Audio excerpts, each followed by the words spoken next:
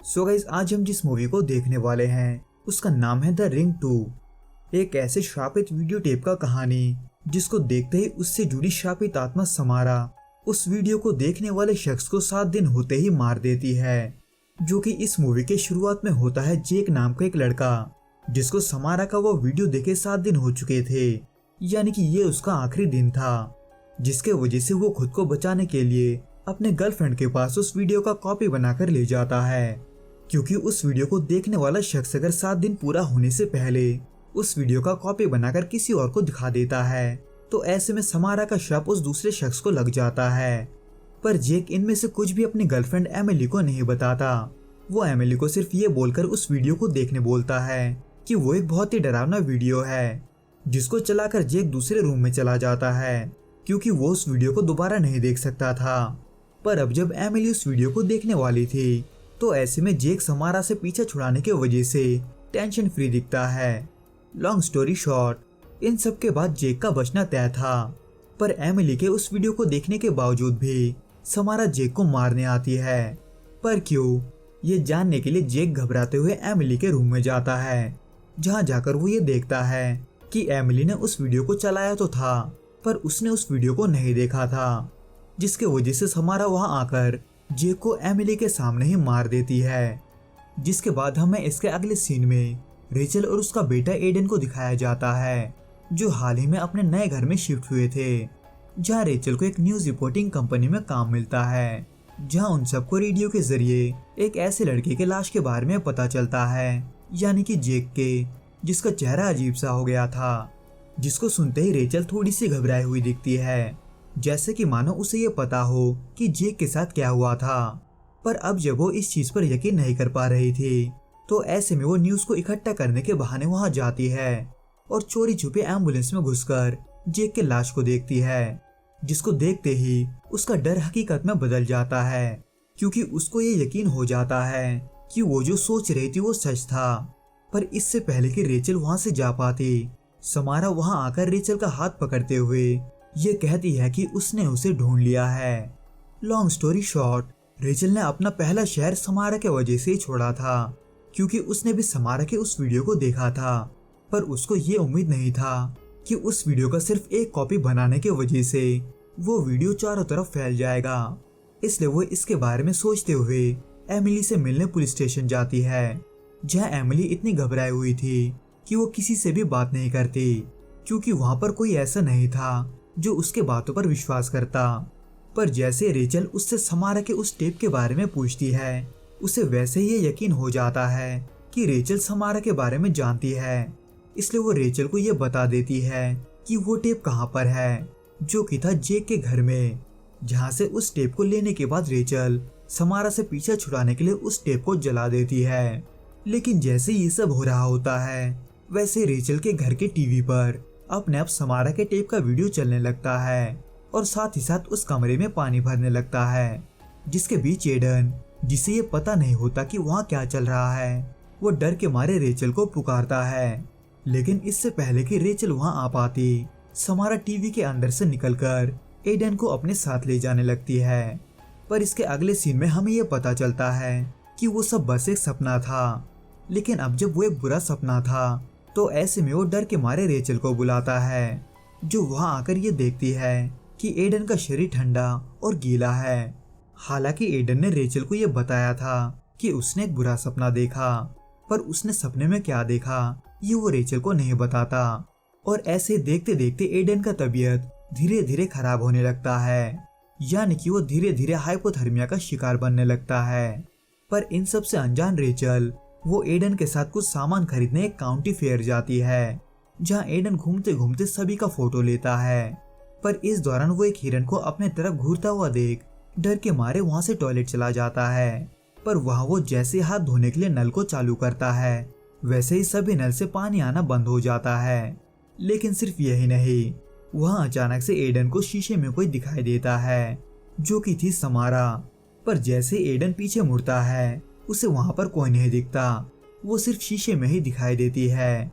इसलिए एडन उस शीशे का फोटो लेता है, जिसमें समारा हर एक फोटो के साथ एडन के करीब आ रही थी। खैर रेचल, जो एडन को ढूंढते ढूंढते वहां पहुंचती है, वहाँ वो एक बार फिर से एडन के शरीर को ठंडा देख एडन से इसका वजह पूछती है, पर एडन कुछ भी नहीं बताता। हालांकि जब रेचल एडन के साथ घर को लौटती है, तब भी वो एडन से उसके परेशानी की वजह जानने की कोशिश करती है। पर इससे पहले कि उसे कुछ पता चल पाता, एक हिरन उसके गाड़ी के सामने आ जाता है, जिसको अपने गाड़ी के सामने खड़ा देख एडन रेचल को बार बार बिना रुके वहां से निकलने को कहता है। पर रेचल को ये समझ में नहीं आता कि क्यों, और देखते ही देखते वो हिरन उन पर हमला कर देते हैं, जिनसे बचकर रेचल भागने की कोशिश तो करती है, पर वहां पर और भी कई सारे हिरन उन पर हमला करने आ जाते हैं। हालांकि रेचल जैसे तैसे वहां से बचकर घर तो पहुंच जाती है, पर उसे अब ये शक होने लगता है कि कहीं ये सब समारा तो नहीं कर रही, जो कि यकीन में तब बदल जाता है जैसे ही उसके एडन के तबीयत को लेकर डॉक्टर से बात करने के दौरान घर का बिजली चला जाता है, क्योंकि रेचल को ऐसा होते ही एडन के रूम में समारा दिखाई देती है। इसलिए वो एडन को समारा से दूर ले जाने की कोशिश करती है, पर एडन अपने बेड पर ही नहीं होता, बल्कि वो रेचल के पीछे समारा के जगह पर खड़ा होता है, जहां उसके पीछे की दीवार में जलते हुए एक पेड़ बन जाता है। वो पेड़ जिसको एडन ने अपने सपने में देखा था। इसलिए रेचल एडन को खतरे में समझते हुए उसे अपने साथ ऑफिस ले जाती है, जहां उसका दोस्त मैक्स रेचल को परेशानी में देखकर उन दोनों को अपने घर ले जाता है, जहां रेचल एडन के गिरते बॉडी टेम्परेचर को नॉर्मल करने के लिए उसे गर्म पानी के बाथ में डालने की कोशिश करती है, पर एडन उसके अंदर नहीं जाता, जैसे कि मानो वो पानी से डरता हो। पर रेचल फिर भी जैसे तैसे एडन को उस टब में बिठाकर कुछ सामान लेने अपने घर वापस जाती है। लेकिन जैसे ही वो लौटती है, वो देखती है कि एडन बाथरूम में बंद है, जिसके दरवाजे के चारों तरफ से पानी आता हुआ देख रेचल घबराते हुए उस दरवाजे को खोलती है, जिसको खोलते ही वो ये देखती है कि वहाँ का सारा पानी एडन के शरीर से दूर ऊपर की तरफ जा रहा है। इसलिए रेचल एडन को एक बार फिर से खतरे में समझकर उसको वहाँ से निकालने जाती है, पर वहाँ एडन के शरीर में समारा को देख रेचल समारा को वहीं पर डुबाकर मारने की कोशिश करती है। पर तभी मैक्स उसे देख लेता है, पर वो ये नहीं समझ पाता कि रेचल आखिर एडन को क्यों मारना चाहती थी। इसलिए मैक्स एडन को सबसे पहले हॉस्पिटल में एडमिट करके रेचल से इसका कारण जानने की कोशिश करता है। पर अब जब रेचल ये सब नहीं समझा सकती थी, तो ऐसे में वो मैक्स को वो फोटो दिखाती है जिसको एडन ने बाथरूम में खींचा था। पर अब जब मैक्स को इस पर यकीन नहीं होता, तो ऐसे में रेचल उसे मैक्स का फोटो खींचकर खुद ही देखने को बोलती है, जो कि चल ही रहा होता है कि वहीं डॉक्टर चाइल्ड सर्विस वालों को बुला लेते हैं, क्योंकि एडन के शरीर में कई सारे पंजों के निशान थे, जिनको देखकर उन्हें ऐसा लग रहा था कि रेचल ने एडन के साथ ऐसा किया है। पर अब जब एडन के पास ज्यादा वक्त नहीं था, तो ऐसे में रेचल समारा को रोकने के लिए उसका राज जानने निकलती है, जिसके वजह से वो उस परिवार से मिलने जाती है जिन्होंने उसको गोद लिया था। हालांकि उनमें से कोई भी जिंदा नहीं बचा था, पर उनके घर के बेसमेंट में देखने पर रेचल को समारा के असली माँ का फोटो मिलता है। पर वो कहाँ थी, ये जानने के लिए रेचल वहाँ जाती है जहाँ समारा का जन्म हुआ था, जो कि चल ही रहा होता है कि इसी दौरान हॉस्पिटल में एडन को होश आ जाता है। पर असल में वो एडन नहीं बल्कि समारा होती है, जो अपने बगल में बैठे डॉक्टर को खुद को मारने पर मजबूर करते हुए वहां से रेचल को ढूंढने के लिए अपने घर की तरफ बढ़ता है। पर अब जब रेचल घर पर नहीं बल्कि एक नर्सरी में थी जहां समारा का जन्म हुआ था, वहां रेचल को ये पता चलता है कि समारा की माँ एवलिन को पागल खाने भेज दिया गया है, क्योंकि एवलिन ने समारा को बचपन में डुबाकर मारने का कोशिश किया था। जिसको सुनने के बाद रेचल उस पागल खाने जाती है जहाँ पर एवलिन थी। पर अब जब एवलिन पागल हो चुकी थी, तो ऐसे में रेचल उसके बातों को समझ नहीं पाती, यानी कि उसे खाली हाथ ही लौटना पड़ता है। पर इससे पहले कि वो घर पहुंचती, मैक्स रेचल को ढूंढते हुए रेचल के घर में आकर ये देखता है कि वहां पर एडन बैठा हुआ है, जबकि फिलहाल उसे हॉस्पिटल में होना चाहिए था।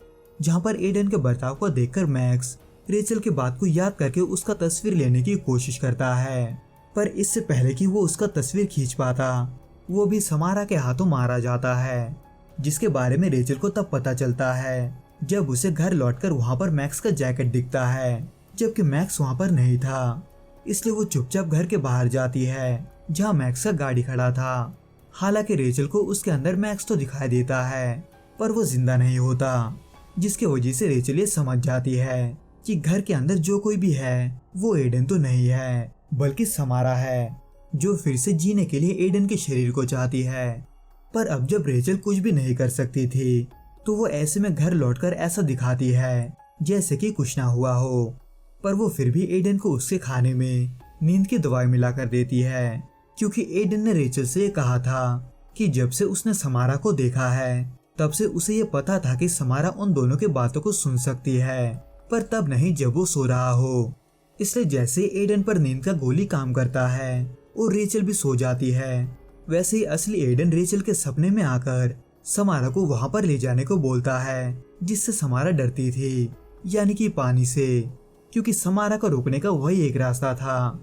यानी कि अब जब समारा को एक शरीर चाहिए था तो ऐसे में उसे रोकने के लिए यही इकलौता रास्ता था।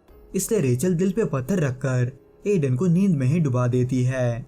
हालांकि इसके वजह से समारा एडन के शरीर को छोड़ तो देती है, पर फिर से एक बार वो टीवी के जरिए एडन को लेने आती है। पर गौर से सोचने पर रेचल को ये समझ में आ जाता है कि समारा को बस एक माँ चाहिए, क्योंकि उसके दोनों ही माँ ने उसे बस मारना चाहा था, जिसकी वजह से रेचल एडन को बचाने के लिए खुद समारा के साथ चली जाती है, जिसको समारा उसी कुएं में ले जाती है जिस कुएं में गिराकर उसकी गोद लिए हुए माँ ने उसे मारा था। यानी कि यही वो कारण था जिसकी वजह से समारा पानी से डरती थी। खैर अब जब रेचल वहां फंस चुकी थी तो ऐसे में वहां से बाहर निकलने का उसके पास एक ही रास्ता था, जो कि पहले से ही आधा बंद था, जिसको देखकर रेचल समारा को उसी कुएं में कैद करने के लिए वहां से पहले निकलने की कोशिश करती है। हालांकि समारा उसे वहीं पर रोके रखने की कोशिश जरूर करती है, पर वो रेचल को नहीं रोक पाती और रेचल उसमें से बाहर निकलते ही उस कुएं को बंद करते हुए समारा को हमेशा के लिए उसमें कैद कर देती है। पर अब जब रेचल अब भी समारा के दुनिया से बाहर नहीं निकली थी तो वो ऐसे में अपने बेटे के पुकार को फॉलो करते हुए उसी खाई की तरफ पहुंचती है, जिससे गिरकर समारा की गोद लेने वाली माँ ने आत्महत्या किया था। जहाँ से एक बार फिर से एडन का आवाज आता देख रेचल भी उसी खाई में कूद जाती है, जो कि होश आने पर खुद को असली दुनिया में और एडन के पास पाती है। तो दोस्तों इस वीडियो में बस इतना ही। मैं आपसे फिर मिलूंगा कुछ नए और ऐसे ही अनोखे मूवीज के साथ। अगर आपको ये वीडियो पसंद आए तो प्लीज इस वीडियो को लाइक, शेयर और प्लीज इस चैनल को सब्सक्राइब जरूर करें। Till then goodbye and be safe.